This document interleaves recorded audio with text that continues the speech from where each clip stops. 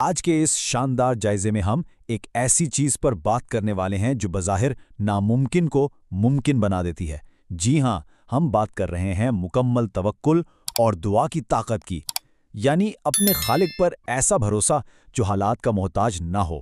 تو چلیے بغیر کسی تاخیر کے سیدھا اس گہرے موضوع میں اترتے ہیں۔ ذرا سوچئے، زندگی میں اکثر ایسا ہوتا ہے کہ ہم لوگوں پر، اپنے رشتوں پر بہت زیادہ انحصار کرنے لگتے ہیں، ٹھیک ہے نا؟ لیکن جب کوئی بڑی مایوسی سامنے آتی ہے، جب پوری دنیا منہ پھیر لیتی ہے، تو پھر انسان آخر کہاں جائے؟ یہ وہ بنیادی سوال ہے جو ہر دور میں ہر انسان کو کبھی نہ کبھی ضرور پریشان کرتا ہے۔ تو آئیے سب سے پہلے اس بات کو سمجھتے ہیں کہ دنیاوی رشتوں کا یہ سراب اصل میں ہے کیا، اور یہ انسانی سہارے آخر ناکام کیوں ہو جاتے ہیں۔ دیکھیں، دنیا کا حساب بڑا عجیب ہے۔ انسانوں پر بھروسہ اکثر سراسر لین دین پر مبنی ہوتا ہے۔ مثال کے طور پر کسی سے کتنی ہی پکی دوستی کیوں نہ ہو، محض 500 روپے ادھار مانگ کر دیکھیں، شاید دوستی وہیں ختم ہو جائے اور الٹا مذاق الگ اڑایا جاتا ہے۔ لیکن جامع ترمذی کی حدیث ہمیں ایک بالکل مختلف راستہ دکھاتی ہے۔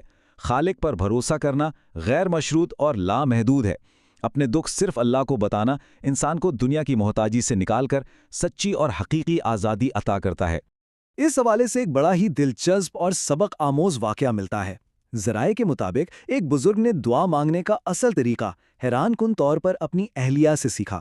ہوا کچھ یوں کہ ان بزرگ کے پاس پیسے نہیں تھے۔ اہلیہ کے بار بار تقاضے پر تنگ آ کر انہوں نے ڈانٹ دیا تو ان کی اہلیہ نے روتے ہوئے ایک بہت سادہ لیکن گہری بات کہی، آپ مجھے ڈانٹتے ہیں لیکن آپ میرے شوہر ہیں۔ اگر میں آپ سے نہ مانگوں تو آخر کس سے مانگوں؟ یہ جملہ ان بزرگ کے دل پر جا لگا اور وہ رو پڑے۔ انہوں نے سوچا اب مجھے اپنے رب سے مانگنا آ گیا ہے۔ انہیں فوراً اپنی کمزوری کا احساس ہو گیا۔ انہوں نے سوچا کہ جس طرح میری اہلیہ مجھ پر مکمل انحصار کرتی ہے، بالکل اسی طرح ہمیں بھی تو اپنے رب پر مکمل انحصار کرنا چاہیے۔ در در بھٹکنے کی کیا ضرورت ہے جب ہم یہ کہہ سکتے ہیں کہ اے اللہ، اگر تجھ سے نہ مانگے تو کس سے مانگیں؟ تو یہاں سے شروعات ہوتی ہے مانگنے کے فن کی، اور یہ سیکھنا ضروری ہے کہ ہم اسے ایک مضبوط روحانی معمول کیسے بنا سکتے ہیں۔ یاد رکھیں، خالق سے مانگنا محض کسی ایمرجنسی یا ہنگامی صورتحال کا نام نہیں ہے، بلکہ یہ روزمرہ کا معمول ہونا چاہیے۔ حضرت بہلول دانا اور خلیفہ ہارون الرشید کا ایک مختصر سا مکالمہ اس سوچ کو بہت شاندار طریقے سے واضح کرتا ہے۔ خلیفہ نے بہلول دانا کو مدد کی پیشکش کی تو انہوں نے فوراً اسے رد کر دیا۔ ان کی دلیل بڑی زبردست تھی۔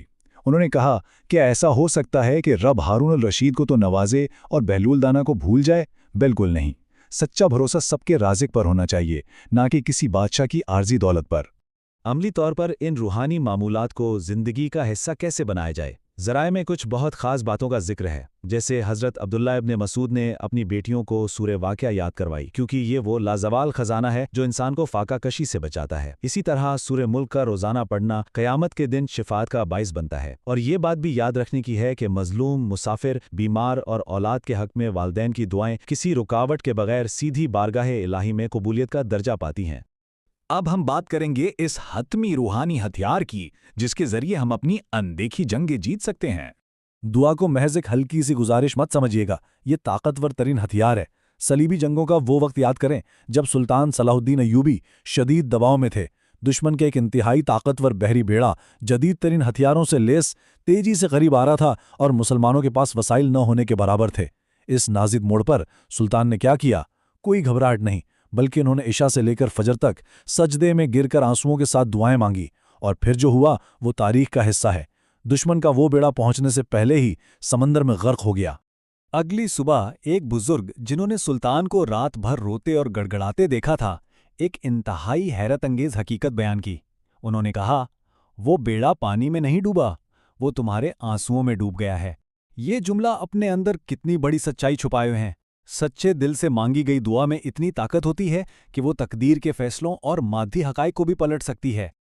لیکن کیا یہ ہتھیار صرف جنگوں اور بادشاہوں کے لیے کام کرتا ہے؟ بالکل نہیں۔ حضرت عائشہ رضی اللہ عنہا کی بیان کردہ ایک عام سی خادمہ کی کہانی پر غور کریں۔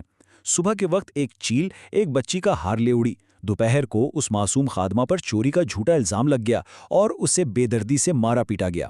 شام تک اس کا کوئی دنیاوی سہارا نہ بچا۔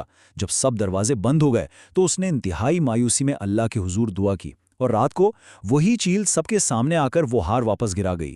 یہ ہے دعا کا معجزہ۔ جب بے بسی کامل یقین میں بدلتی ہے تو مدد سیدھی آسمانوں سے اترتی ہے۔ اور جب بات آئے کامل توکل کے معجزات کی तो फिर रेत भी सोना बन जाती है। आइए देखते हैं कैसे। ये हज़रत अबुल हसन रहमतुल्लाह अलैह का वाक़या है।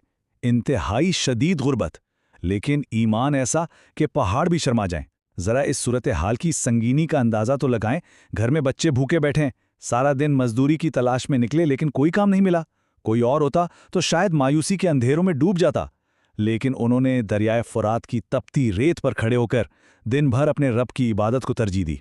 इसे कहते हैं कमाल का तवक्कुल। फिर वो लम्हा आता है जो किसी भी इंसान का दिल चीर दे। शाम को जब खाली हाथ वापसी का वक्त आया तो उन्होंने सोचा कि बीवी और बच्चों की मायूसी को कुछ देर के लिए ही सही टाल दिया जाए। उन्होंने अपने कपड़े में दरिया की आम सी रेत भर ली ताकि दूर से घर वालों को ये तसल्ली हो जाए कि वो खाली हाथ नहीं आ रहे। एक बाप की बेबसी का ये मंजर किस कदर जज्बाती है। लेकिन जब वो बोझल कदमों के साथ घर में दाखिल होते हैं तो रद्द अमल उनकी सोच से बिल्कुल बरक्स था। उनकी अहलिया ने इंतहाई हैरत और खुशी से चिल्लाते हुए पूछा, आज आपने किसकी मजदूरी की है? घर तो नेमतों और शानदार दावत के सामान से भरा पड़ा है। जरा सोचिए, वो तो सिर्फ दरिया की रेत लेकर आए थे, ये सब कहाँ से आ गया? हैरत ज़दा होकर जब उन्होंने अपना वो कपड़ा खोला तो उनकी आंखें खुली की खुली रह गईं। वो आम सी रेत जिससे उन्होंने महज बच्चों का दिल रखने के लिए भरा था, रब के फजल से कीमती जवाहरात और सोने में बदल चुकी थी।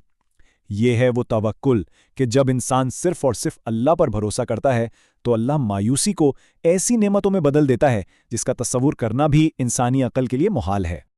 अब इस सारी गुफ्तगू का निचोड़ क्या है? ये एक इलाही दावत है कि हालात जैसे भी हों, मांगना कभी ना छोड़ें। इन बड़े बड़े मौजज़ात को सुनने के बाद जो सबसे अहम सबक हमें मिलता है वो ये है कि इस तवक्कल को हमें अपनी रोज़मर्रा की छोटी छोटी चीज़ों में भी शामिल करना है। नबी करीम सल्लल्लाहु अलैहि वसल्लम की बड़ी ही खूबसूरत और सादा सी नसीहत है कि अपने रब से हर चीज़ मांगो, यहाँ तक कि अगर तुम्हारे घर का नमक भी ख़त्म हो जाए। क्या ज़बरदस्त बात है!